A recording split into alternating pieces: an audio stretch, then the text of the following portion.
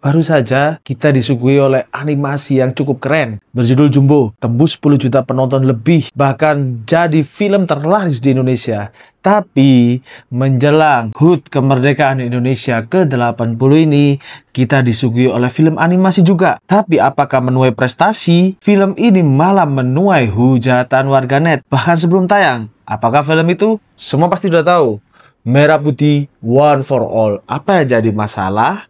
Apa yang jadi diskusi warganet di media sosial? Yuk kita bahas di Blog Akom Merangkum.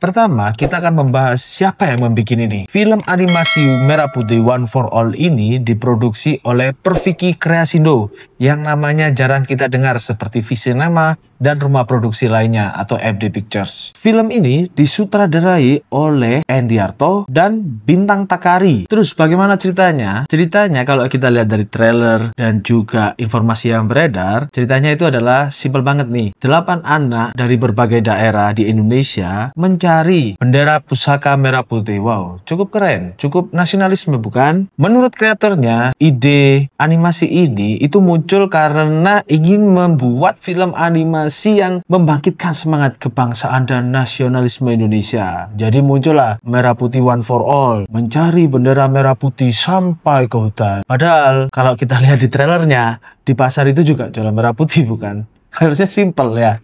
Sebagai fakta juga, film animasi Merah Putih One for All ini adalah film animasi pertama Perfiki Kreasindo yang berada di bawah Yayasan Pusat Perfilman Haji Umar Ismail. Nama mereka, nama rumah produksi ini baru mencuat setelah kontroversi munculnya trailer film Merah Putih One for All ini. Sebelum-sebelumnya, siapa yang pernah dengar? Apakah teman-teman pernah dengar? Kami mencoba menelusuri Perfiki Kreasindo di Google. Kita menemukan website bernama perfiki.com. Namun sayangnya website tersebut forbidden 403 alias tidak bisa dibuka. Terus kita coba menelusuri di Instagram perfiki.tv. Ternyata di sana ada salah satu sutradara Endiarto yang diunggah di Instagram situ berfoto dengan wakil Menteri Kebudayaan Indonesia Giring Ganesha atau yang biasa dikenal dengan Giring Niji. Apa hubungannya? Apakah film ini ada kaitannya dengan pemerintah? Yuk kita lanjut dulu ya. Awal Agustus 2025, trailer dan poster dari film Merah Putih One for All diunggah di media sosial. Hasilnya, mungkin si kreator ingin menuai banyak pujian, berekspektasi akan banyak pujian, tapi nyatanya yang ada malah netizen menghujat. Lihat komen ini.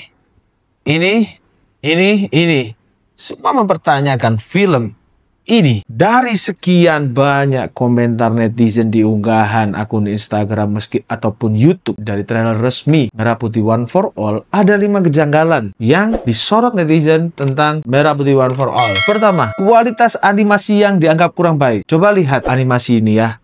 Apakah kalian seperti bernostalgia main PS2? Seperti main Bully ataupun lihatlah ini atau Sims yang Sims 2 ya waktu itu ya. Coba lihat, bayangkan. Ini 2025 bos, tapi kok masih seperti ini. Kedua, alur cerita yang terburu-buru. Seperti yang saya sebutkan sebelumnya, alur cerita ini berkisah tentang 8 anak dari berbagai daerah. Mereka ingin menyelamatkan bendera merah putih, tapi langsung sampai ke hutan, sampai kemana-mana.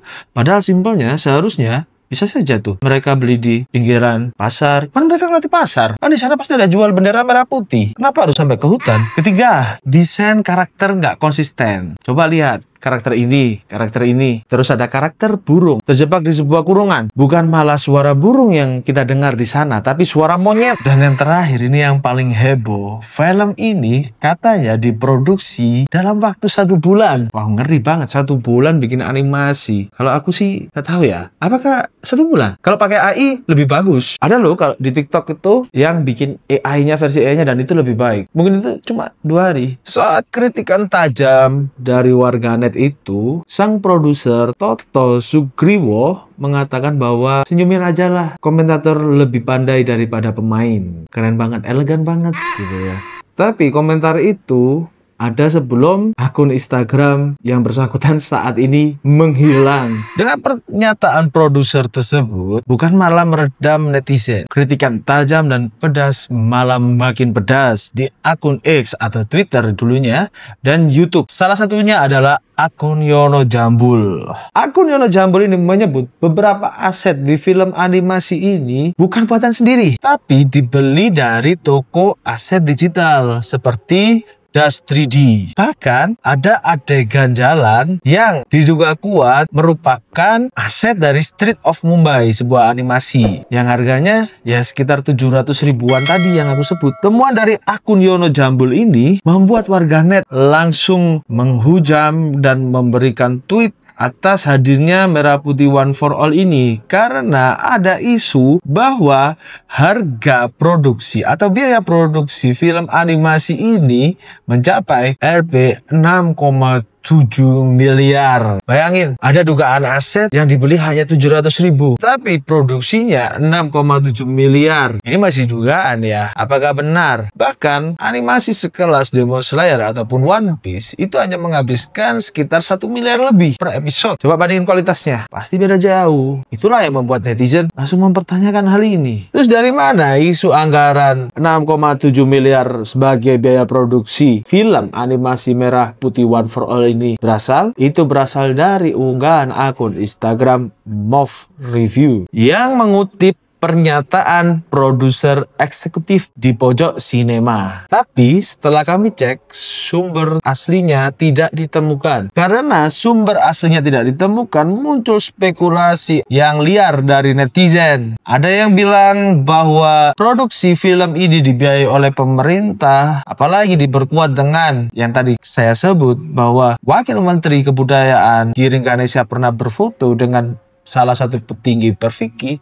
Itu semakin mencuat tuh, apakah benar? Nah, dengan tuduhan yang semakin liar tersebut, produser Toto Sugriwo atau produser film animasi Merah Putih One for All itu membantah isu ada dana dari pemerintah atau ada kucuran dana nih dari pemerintah. Dia membantah, dia menyebut bahwa itu fitnah yang keji. Dia juga tidak tahu dari mana angka tersebut berasal sampai 6,7 miliar. Wakil Menteri Pariwisata dan Ekonomi Kreatif Iren Umar juga ikut buka suara atas dugaan keterlibatan pemerintah dalam menguncurkan dana ke film animasi ini. Iren membenarkan bahwa pernah menerima audiensi dari rumah produksi yang memproduksi film animasi Merah Putih One for All. Tapi dia menegaskan bahwa tidak ada sedikit pun bantuan yang mengalir ke rumah produksi tersebut. Tapi apakah pernyataan Iren dan juga pernyataan dari produser Merah Putih One for All ini membuat masyarakat tidak mempertanyakan, malah mempertanyakan? Sutradara terkenal dan kawak Hanung Bramantyo mempertanyakan bagaimana film ini kok bisa tayang di bioskop. Padahal kalau kita tahu di bioskop itu kan pasti film-filmnya standar tinggi, kayak film Jumbo, film Marvel, ataupun film-film yang diproduksi oleh Visinema dan lain-lain, yang mana produksinya itu niat banget, nggak seperti film Merah Putih yang dihujat saat ini. Itulah yang dipertanyakan oleh Hanung, kenapa kok bisa kecolongan? Kecolongan kenapa kok bisa kecolongan? Padahal ada 200 film lainnya yang sedang mengantri. Mengapa hanya film ini, mengapa film ini lolos di antara 200 antrian film lain yang pingin tayang di bioskop? Meskipun digabur kritik dan juga komentar pedas dari netizen, film berdurasi 70 menit ini ternyata tetap tayang per 14 Agustus 2025.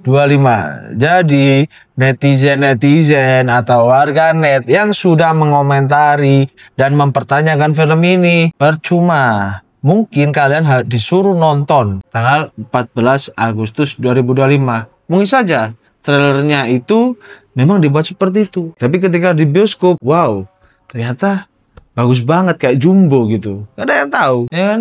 Mungkin ini marketing dari Perfiki Creasindo. Pihak bioskop seperti 21 Cineplex belum berkomentar terkait tayangnya film Merah Putih One for All ini di bioskop-bioskop 21 Cineplex. Tapi pihak rumah produksi telah mengklaim bahwa sudah ada 400 jadwal tayang di bioskop di seluruh Indonesia. Tim produksi animasi Merah Putih One for All ini telah mengklaim bahwa di tayangan perdananya 400 tiket ludes sudah.